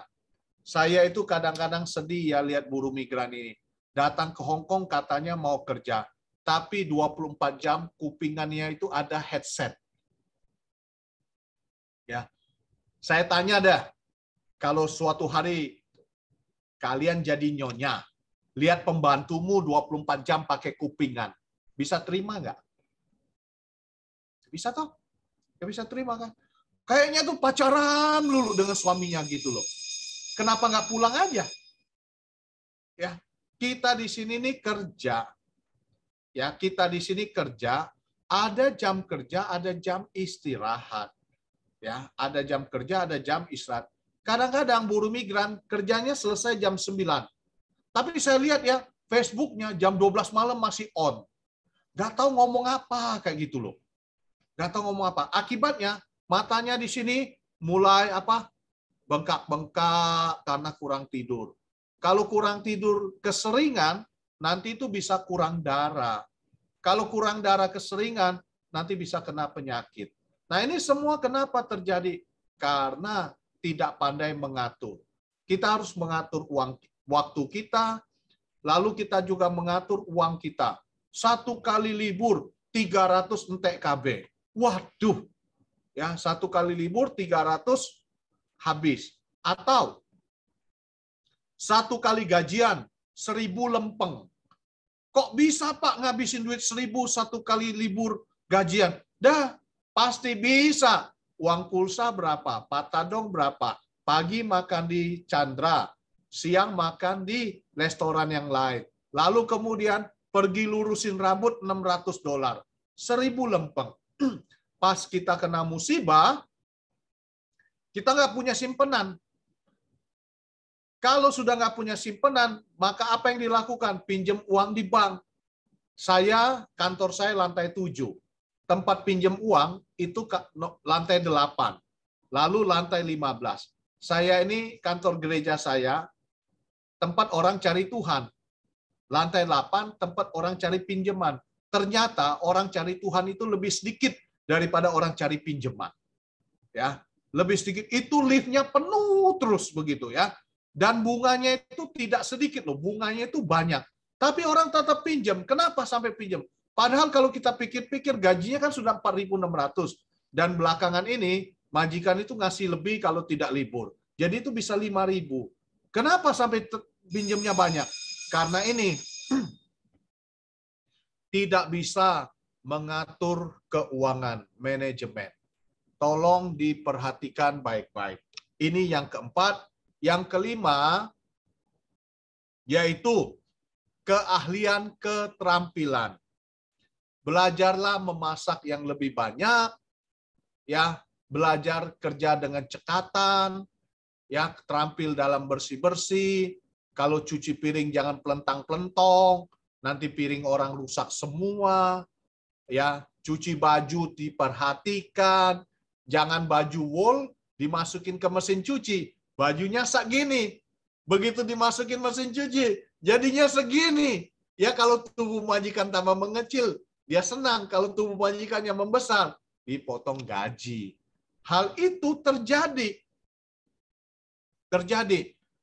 Beberapa baju majikan itu harganya bisa 4.000, 5.000 loh. Kita dengarnya kaget. Ya, kita dengarnya kaget. Tapi itu kenyataan. Branded-brandednya itu mahal sekali baju-baju mereka. Lalu kita hantam aja. Baju lunturan dicampur dengan baju yang tidak luntur. Digabung jadi satu. Rusak baju majikan. Nah, ini kenapa? Karena kita tidak terampil. Itu sebabnya apabila kita ada waktu kosong, di YouTube itu banyak cara masak yang enak, kita belajar. Cara kerja yang terampil, kita tingkatkan. Ya. Waktu kosong itu dipakai untuk meningkatkan diri, bukan waktu yang kosong itu ngerumpi, ngegosip, ngerumpiin tetangga. Itu tetangga kita sudah 5 tahun kerja di Hong Kong, tapi rumahnya masih jelek. Lah urusanmu apa? Betul nggak? Urusanmu apa? Atau ngerumpin orang. Itu tetangga kita. Dulu di Indonesia dia punya suami, sampai di Hong Kong dia punya pacar. Itu bukan urusan kita. Urusan kita adalah datang ke sini, kerja yang baik, tingkatkan kemampuan. Satu periode, kalau kita bisa lulus dengan baik, potongan habis, nanti periode yang akan datang, ketika majikan 3 bulan menjelang finish kontrak, majikan itu tidak mau ganti-ganti pembantu loh.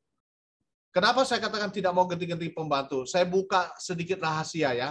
Kalau dia renew dengan kamu, dia cuma bayar agen kira-kira 3.000. Kalau dia ambil pembantu yang baru, dia bisa kena 18.000. Berarti renew lebih baik. Dan kemudian dia nggak mau ngajarin pembantu yang baru. Pada saat dia renew dengan dirimu, kita bilang, Nyonya, Tuan, boleh nggak tambah sedikit lagi? Minimal dia pasti tambah 500 gaji kita. Senang hati, 4 tahun berjuang, uang tabungan kita 100 juta, saat itu kita boleh pulang kampung. Saat itu kita boleh pulang kampung, kita bisa bikin usaha, ya, atau sekolahin anak kita, dan sebagainya. Nah, ini rahasia kesuksesannya. Satu, ingat Tuhan. Yang kedua, tingkatkan keterampilan sosial, tingkatkan kemampuan berbahasa, lalu pandai-pandai mengatur hidup, ya, lalu tingkatkan keterampilan. Kalau kita banyak-banyak pandai-pandai masak masakan Hong Kong, pulang Indonesia buka restoran Hong Kong inem dari Indonesia. Itu luar biasa. Sudah karena masakan Chinese Hong Kong itu yang paling enak di dunia. Saya pikir sampai di sini dulu. Saya ada bikin buku. Judulnya adalah Sukses di Negeri Beton. Di dalam buku ini ada kumpulan artikel Ibu Fani ada menulis satu chapter. Buku ini ongkos cetaknya berapa ya? 30 sampai 35 dolar cuma. Satu buah McDonald. Kalau memang ada yang berminat, boleh cari saya. Nomor telepon saya sederhana saja, 68496663. Kantonisnya keren sedikit ya. Lok Pa Se Kau, Lok Sam. Ya, itu bahasa Kantonis yang saya ngerti. Ya, terima kasih Bu Fani, silakan. Terima kasih Pak Slamet atas informasi dan tipsnya ya. Saya yakin ini sangat berguna buat teman-teman, dan karena Pak Slamet juga sudah lama ya ada di Hong Kong dan sudah mempelajari begitu banyak hal-hal yang terjadi di kalangan teman-teman pekerja migran, sehingga saya yakin tipsnya pasti berguna. Nah, sekarang saya mau buka tanya jawab nih karena masih ada kita 15 menit. Boleh loh teman-teman yang mau bertanya sama Pak Slamet atau sama Pak Wendy supaya lebih jelas atau tadi ada yang kurang. Silakan, jangan malu-malu, mumpung ada nih yang bisa jawab pertanyaannya. Apakah sudah jelas? Pak Wendy tadi ini sambil nunggu ya, sambil nunggu teman-teman buka mic-nya. Tadi ada yang di chat, Pak saya mau tanya, jika majikan yang pinjam paspor gimana, dikasih atau tidak? Gimana Pak Wendy? Ya, Bu Fani, terima kasih. Jika memang ini agak gampang-gampang sulit ya, kalau mungkin nanti Pak Slamet ada yang bisa ditambahkan sebagai pengalamannya. Pada prinsipnya kita dari KJRI menghendaki paspor itu dipegang oleh teman-teman sendiri, oleh Anda sendiri, oleh pekerja migran sendiri, tidak dipinjamkan kepada pihak lain. Pihak lain itu ya macam-macam, termasuk di dalamnya majikan. Karena paspor itu kalau misalnya ada apa-apa, misalnya nih lagi di jalan-jalan, lalu kemudian ada pemeriksaan polisi, kadang polisi juga meminta juga paspornya. Mungkin Pak Slamet tahu nih, meminta juga paspornya. Karena ya namanya polisi mencurigai mungkin barangkali Hong Kong ID-nya diragukan keasliannya, sehingga juga meminta paspornya. Kalau ada paspor, akhirnya kecurigaan itu mungkin akhirnya selesai sudah. Nah, makanya itu yang kayak begini itu ilmu ilmu pengalaman. Nah, dan banyak gitu loh yang tidak disangka paspor itu harus dipegang sendiri gitu. Dan memang ketentuan itu secara praktis, secara ketentuan memang KJRI dan juga teman-teman di imigrasi, maksudnya di imigrasi KJRI juga ada imigrasi ya untuk membuatkan paspor. Itu sangat menginginkan paspor itu dipegang sendiri, tidak dipinjamkan ke majikan. Karena kalau dipinjamkan pun juga untuk apa gitu. Bila mana majikan ingin katakanlah misalnya membuatkan sesuatu, misal membuatkan rekening misalnya, terus perlu untuk paspor, ya tidak perlu diserahkan itu saja, tapi mungkin bisa ikut juga ke bank. Bisa disampaikan ke majikan bahwa KJRI itu menginginkan bahwa paspor itu dipegang oleh teman-teman sendiri. Tapi menyambung seperti dibilang Pak Slamet tadi ya, manajemen keuangan, pinjam uang, teman-teman juga harus bertanggung jawab. Paspor memang dipegang sendiri, tapi jangan kemudian disalahgunakan. Kita percaya ketika kita ya di Indonesia, di pemerintah kita menerbitkan paspor, itu sekarang paspor itu pada saatnya milik negara. Itulah dokumen milik negara konsepnya, tapi diterbitkan untuk masing-masing warga kita yang ingin keluar negeri. Makanya disebutnya itu bukan owner tapi bearer, kalau misalnya artinya pemegang paspor, bearer bukan owner. Nah makanya itu ketika diberikan pada warga kita, teman-teman pekerja migran dalam ini, itu ada amanah sebetulnya di dalamnya di situ untuk tidak menyalahgunakan paspor, baik itu meminjamkan kepada pihak lain, apalagi kalau digadaikan sebagai jaminan. Nah, karena ini tadi karena terpantik tadi Pak Slamet tadi bilang pinjam uang, jadi ya harus manajemennya juga harus bagus, jangan sampai akhirnya jalan pintas meminjam dengan jaminan paspor. Sekali lagi itu ada juga kasus ya demi amannya katanya takut hilang paspor ditaruh di majikan. Ada juga yang seperti itu, tapi kita dari KJRI tidak menyarankan itu, tidak menghimbau seperti itu. Nah, yang kita inginkan adalah ketika Anda membutuhkan paspor, ya langsung segera ada di dalam kekuasaan Anda, paspornya ada dalam jangkauan Anda, tidak kemudian ada pihak lain majikan. Itu saja mungkin Bu Fani dari kami. Ya, terima kasih Pak Wendy. Pak Slamet mungkin ada tambahan atau dari teman-teman punya cerita ke Pak Slamet. Oh ya, siap. Mbak Harliana. Silakan Mbak. Kan gini ya. Untuk masalah paspor ini saya pikir cukup jelas ya dari Pak Wendy ya. Ya. Mbak Harliana silakan. Belum terdengar suaranya.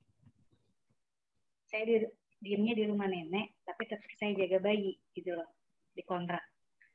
Tapi bukan di rumahnya majikan, tapi saya cuma ngurusin bayi aja gitu. Itu gimana? Iya, ada juga. Ada lagi mau bertanya? Alamatnya berbeda dengan kontrak, tapi saya tetap jaga bayi aja. Oke, terima kasih Bu Helena. Ya, ada juga seperti itu. Kalau boleh tahu, jaga bayinya memang tertera di dalam kontrak ya? Ya, ya ada juga seperti itu memang. Di dalam dunia praktek memang pasti ada yang tidak semua sama dengan buku ya, sama dengan teori ya. Kalau memang sedapat mungkin kita dari KJRI sesuai dengan prosedur yang ada di negara setempat itu menghimbau semua tidak bekerja sesuai dengan kontrak. Nah, namun ada juga kita juga tidak menyangkal ada juga di praktek seperti kayak contohnya Bu Helena ini menjaga bayi di rumah nenek. Memang menjaga bayinya itu juga bagian dari tugas memang dalam kontrak. Nah, namun untuk sebagai langkah pengamanan lah ibaratnya gitu ya.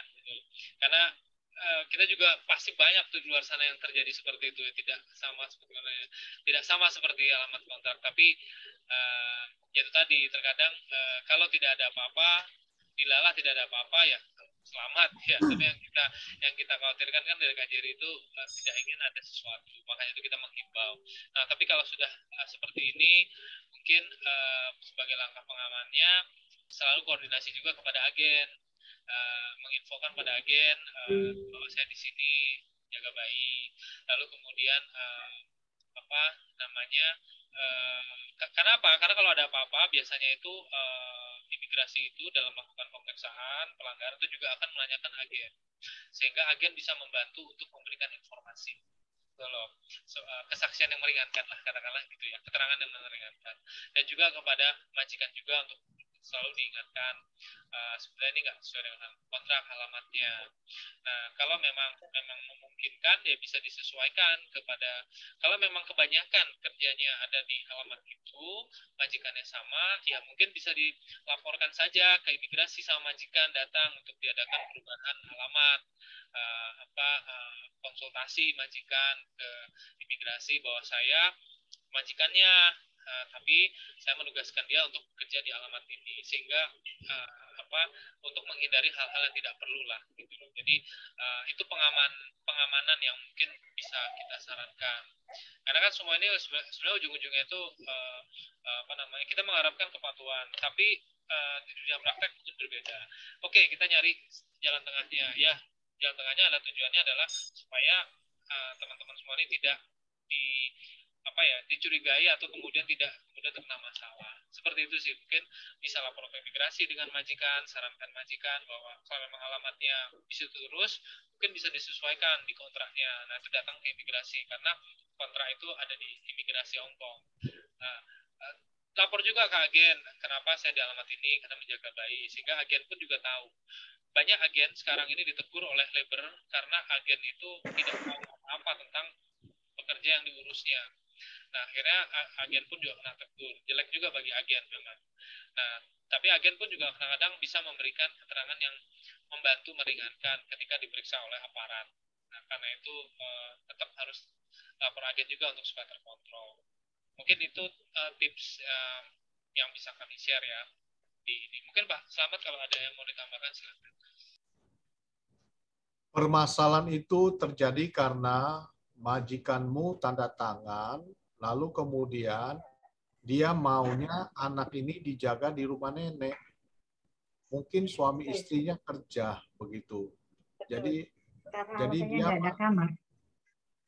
Ya atau tidak ada kamar atau masalah-masalah yang lain ya.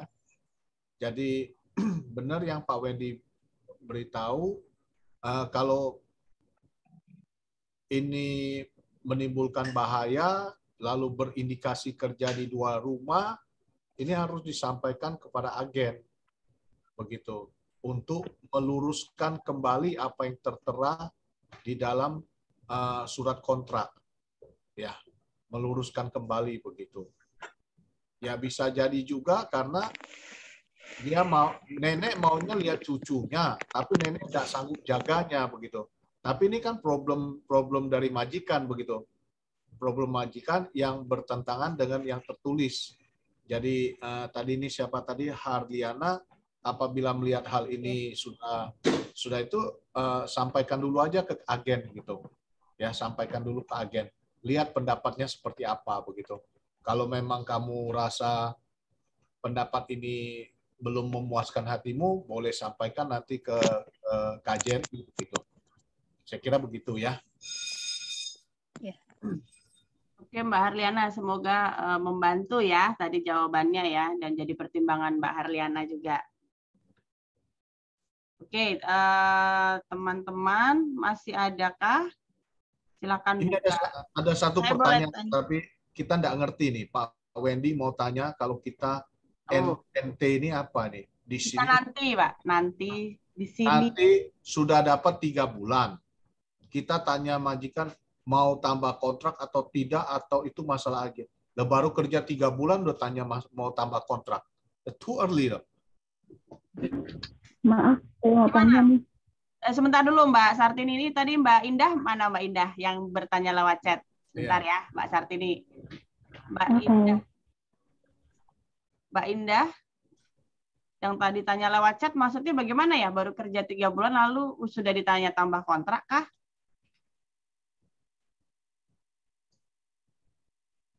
Iya, biasanya terlalu awal ya untuk bertanya tambah kontrak ya sebenarnya ya.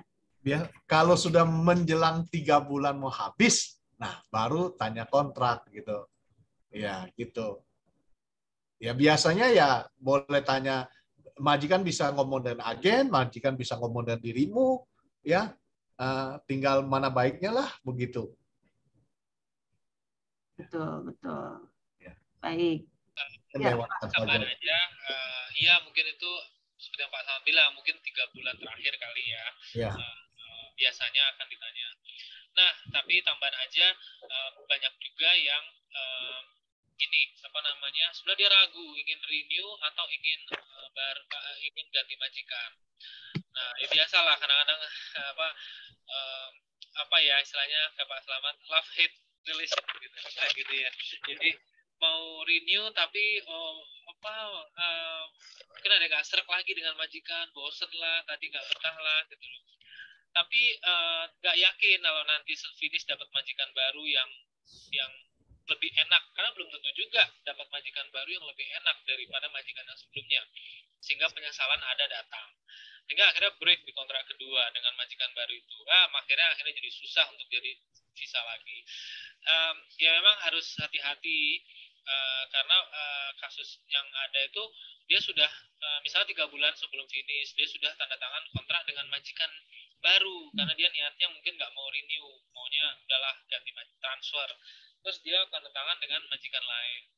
Terus begitu udah berjalan, udah tanda tangan 3 bulan sebelumnya nih, begitu 3 bulan berjalan mau finish, kok tiba-tiba dia mendapati majikan ini lebih baik akhirnya, atau mungkin akhirnya jadi lulu, iya deh saya mau renew aja gitu loh, terus dijanjiin gaji nambah gitu loh. Ya ini bagian dari apa ya, dinamika sih, karena udah kandung tanda tangan nih dengan majikan yang akan datang kan berikutnya, yang mana bisa juga dengan agen yang sama, bisa juga dengan agen yang beda. Nah, banyak kan agen beda karena diiming-imingin mungkin dapat komisi lah dari agen yang baru ini gitu. Nah, ini hati-hati lah seperti ini. Jadi pikirkan matang-matang sebelum tanda tangan. Tadi itu seperti yang kita bilang tadi, jangan mudah untuk tanda tangan surat. Termasuk juga 3 bulan sebelum finish mudah untuk udahlah saya mau ganti majikan baru. Nah, pikir masak gitu loh. Karena banyak yang akhirnya nyesel dan aduh tau gitu saya renew aja ya gitu loh. Ternyata ini majikannya lebih gak enak daripada yang majikan sebelumnya, tau gitu saya renew. Nah, ini akhirnya penyesalan di belakang kadang-kadang. Jadi ya pikirkan baik-baik, masak-masak. Kalau ingin pendapat lain bisa ke agen, karena memang agen yang ngasih, bisa datang ke KJRI, bisa datang ke Pak Slamet, bisa ke siapa aja, banyak ormas di sini yang bisa memberikan pendapat, bisa NGO yang bisa memberikan pendapat. Nah, sehingga tidak mudah untuk kemudian main tanda tangan saja kontrak baru. Itu aja mungkin tambahan. Baik, terima kasih banyak Pak Wendy, Pak Slamet. Nah, tadi Mbak Sarti nih, silakan Mbak. Ya, selamat siang semuanya. Maaf nih, saya mau tanya tentang KTP Hongkong. Ini waktu tahun 2020, saya dengar itu kan ada perbaruan KTP. Nah, karena kan menurut tahun kita masing-masing waktu itu kan, nah katanya kalau nggak diperbarui kena denda 5.000 Hongkong dolar. Nah, sekarang saya baru masuk lagi, gimana itu KTP saya, perlukah diperbarui atau tidak? Terima kasih.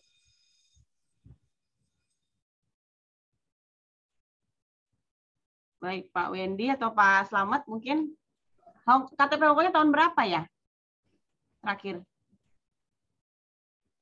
Terakhir tahun yang tahun 2014. Lama ya berarti ya. Itu ya. Mbak pulang terus masuk lagi ya kan ke Hongkong kan ya 2014 ya. Iya, kalau nggak salah kelahiran tahun berapa Mbak? Kalau boleh tahunnya aja. 1981. 81. Ya memang ada beberapa yang udah harus diganti kan. Saya nggak hafal terus terang. Tahun 81 tuh ada periodenya, tahun 82 misal lahirnya ada periodenya kapan harus ganti gitu loh. Nah, tapi pengalaman kita sih ada juga memang yang terlambat ganti dan kita belum pernah sih dengar ada didenda ya. Karena yang lebih baik, yang lebih parah itu kalau misalnya tidak punya Hongkong ID atau Hongkong ID orang lain dipakai, itu yang lebih berbahaya. Tapi kalau untuk terlambat ganti lalu denda kita belum dengar ya. Mungkin info Pak Sal bisa nambahin.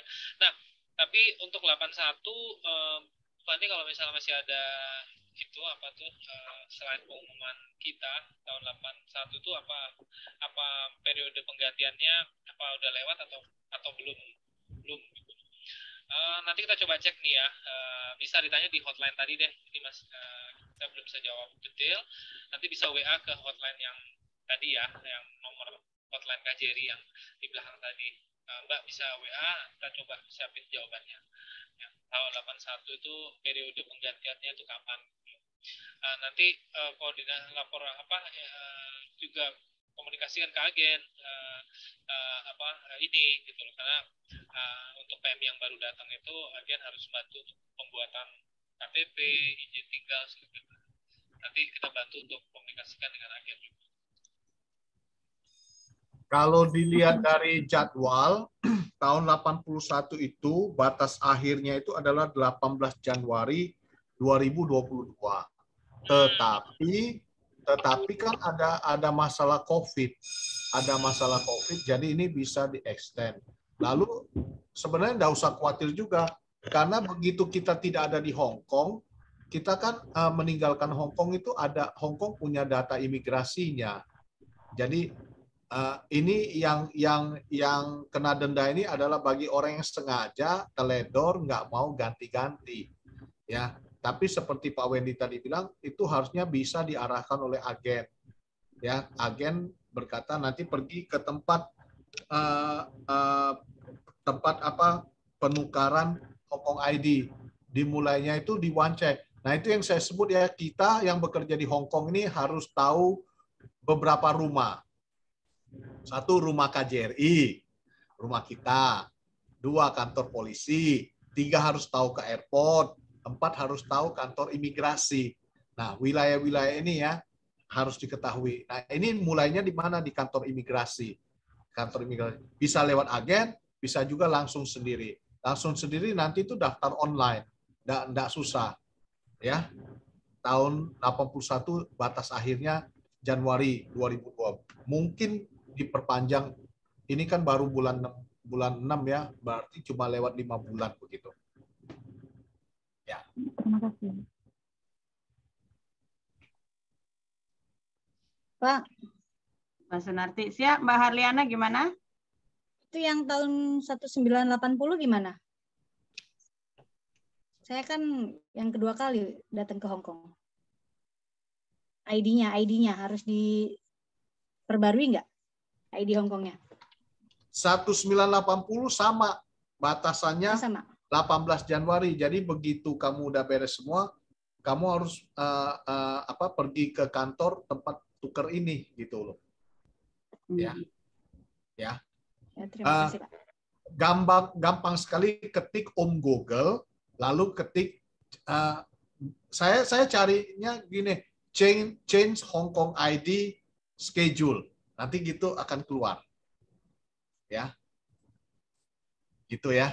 Ya, terima kasih, Pak. Ya. Nah, jadi ada tahun-tahunnya memang tadi kalau sudah terlewat bisa langsung ke sana, ke tempatnya. Nanti tempatnya juga bisa di Google juga, ada di Smart Hong Kong ID, where to replace gitu, nanti bisa dicari. Bisa lewat booking online dulu atau bisa langsung ke sana juga. Saya dengar bisa juga ya ke sana langsung. Yang penting bawa kelengkapannya. 10 menit selesai kok. Oh, cepat ya Pak ya kalau lah ganti ya? Iya, cepat. Cuma foto, kalau nggak salah foto untuk kartu yang baru ya.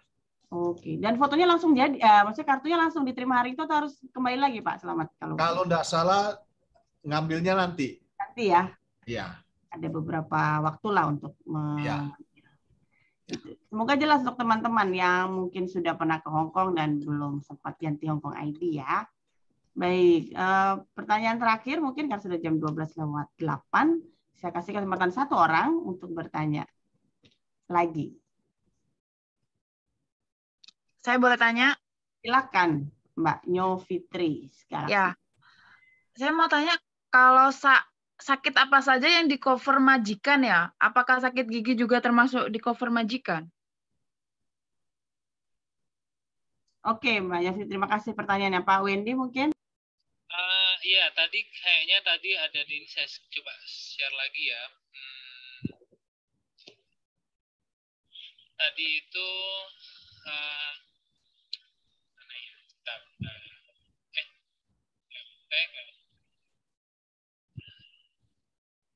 Nah, ini dia nih. Ini. Free medical treatment includes medical consultation, maintenance in hospital, and emergency dental treatment. Dental itu gigi maksudnya. Jadi termasuk juga di dalamnya itu yang di cover yang majikan harus tanggung jawab, baik itu cover lewat asuransi atau mungkin majikan akan membayar by cash, termasuk kesehatan gigi, intinya seperti itu. Dental treatment. Nah, kalau pertanyaannya termasuk gigi, ya ada disebut di dalam kontrak, termasuk emergency dental treatment. Karena kalau emergency kan mungkin tiba-tiba sakit gigi atau apa, nah itu termasuk di cover di tanggungan majikan untuk kesehatan sakit si pekerja. Seperti itu.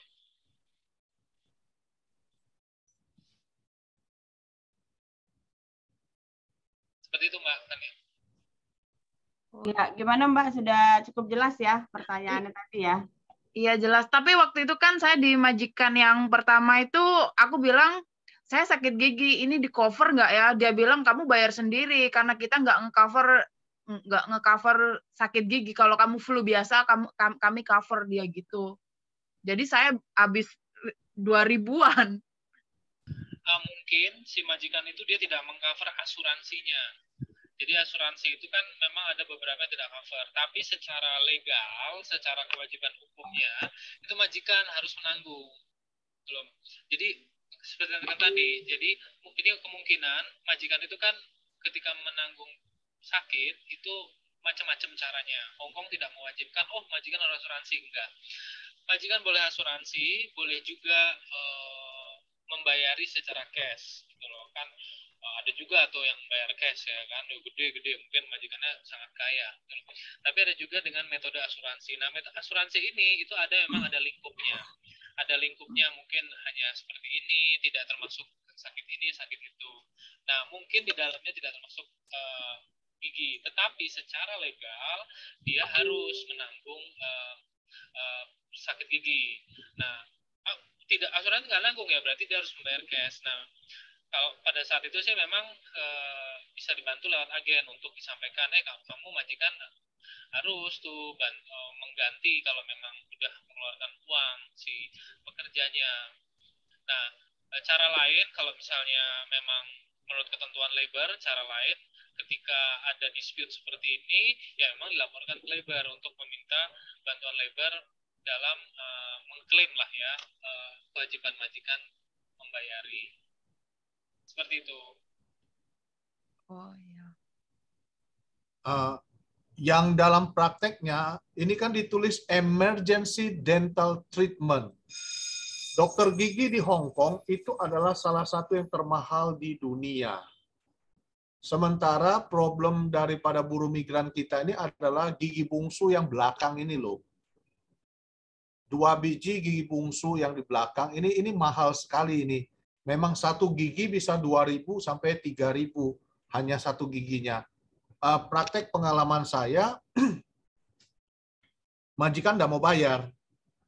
Karena kalau diterjemahkan emergency dental treatment ini adalah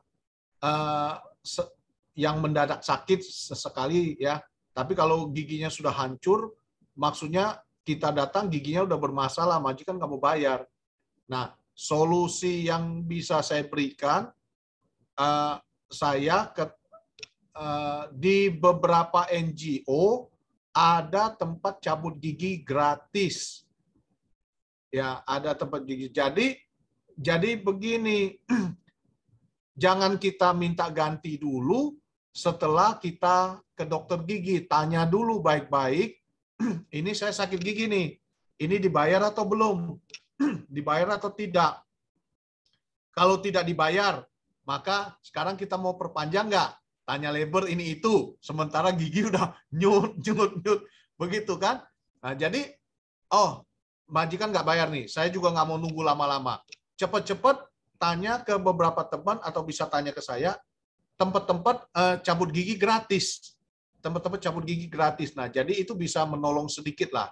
Menolong sedikit. Nah, mengenai masalah hukumnya, itu pihak KJRI dengan labor yang menjawab. Tapi saya cuma menolong, kalau udah sakitnya nggak ketulungan gitu ya, carilah tempat cabut gigi yang gratis. Karena kita orang Indonesia kan gigi belakangnya tumbuhnya itu kadang-kadang umurnya 25, 30 baru tumbuh, yang 2 belakang ini. 2 di bawah, 2 di atas itu sakit banget itu. Banyak yang mengeluh sakit begitu. Ya. siap. Terima kasih banyak Pak Slametnya, ada tipsnya dan juga ada informasi pentingnya nih yang bisa jadi pelajaran buat teman-teman semua ya. Nanti kalau menghadapi situasi yang mirip, ya yang pasti tadi Pak Wendy sudah jelaskan bahwa secara hukum itu sudah menjadi tanggungan majikan ya, seperti itu. Jadi mungkin komunikasinya juga harus kuat ya dengan majikan. Baik, saya lihat belum ada lagi yang bertanya. Baik, sebelum kita akhiri, saya ingin share screen satu. Jadi kita itu kadang suka mengkompilasi berbagai NGO yang menyediakan layanan, memberikan training. Nah, dan juga informasi-informasi penting. Jadi kami coba rangkum dari Google ya, yang bisa kita dapatkan juga yang biasa juga kerjasama di kami program.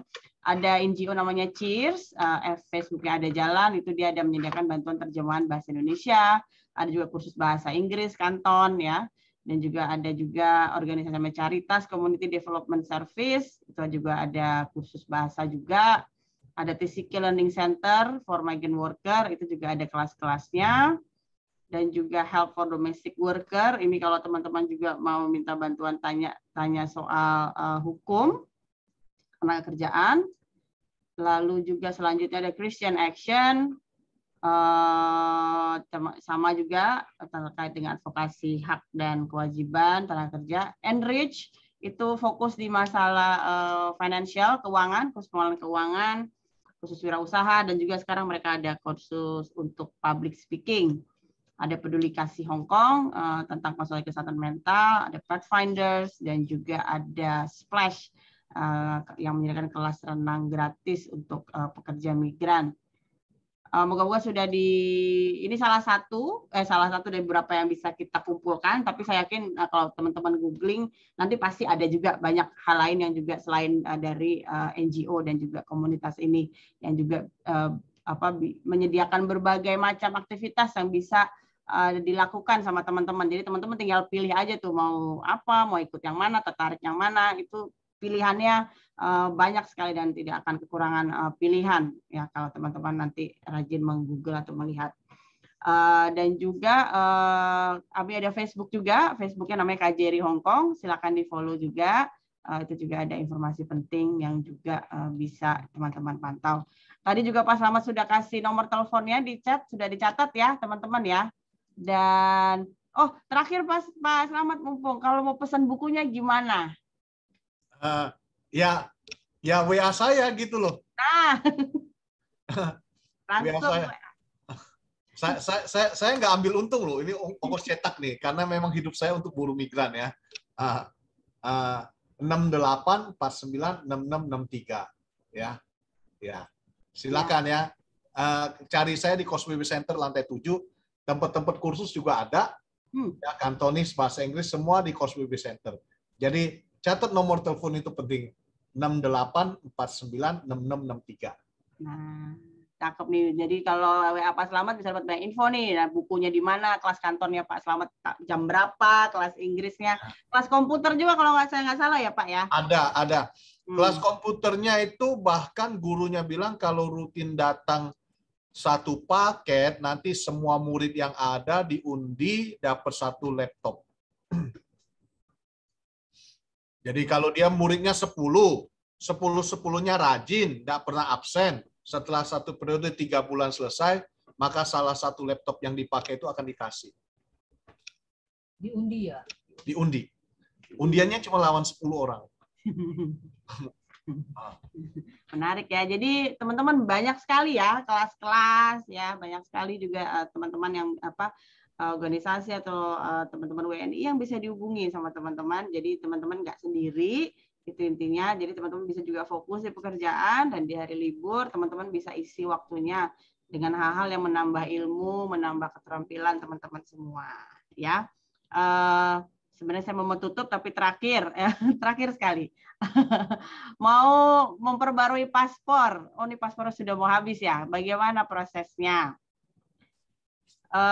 Mungkin saya bisa jawabkan juga ya Pak Wendy ya. Jadi kalau mau booking paspor, teman-teman buka Play Store atau kalau pakai iPhone buka OS ya, aplikasi, klik ketik layanan paspor KJRI Hong Kong. Ya, diklik itu, nanti teman-teman download, lalu teman-teman isi datanya. Dan itu teman-teman pilih tanggal yang teman-teman bisa datang. Setelah itu klik confirm booking. Nah, teman-teman datanglah di tanggal yang teman-teman sudah pilih. Jadi kita sistem antrinya itu bukan lagi antri di bawah ya, di depan kantor berpanas-panasan berhujan-hujanan, tapi sistem antrinya pakai sistem aplikasi. Ya, jadi aplikasi itu sama dengan antri. Jadi layanan paspor KJRI Hong Kong bisa di-download di Android atau bisa di iPhone. Ya, juga berlaku untuk teman-teman semua nih yang juga nanti pasti membutuhkan paspor. Baik, dengan demikian karena sudah ada yang bertanya, saya ucapkan terima kasih banyak. Yang pertama buat teman-teman semua yang dari hotel, dari rumah majikan ya, sudah menyaksikan ini hampir selama 2 jam dan sudah mencatat. Kami doakan teman-teman juga selalu aman, selamat dan selalu sehat dalam bekerja. Dan yang kedua, kami juga terima kasih kepada agent yang sudah mengirimkan teman-teman ini dan juga membantu ya teman-teman ini untuk ikut Zoom welcoming program.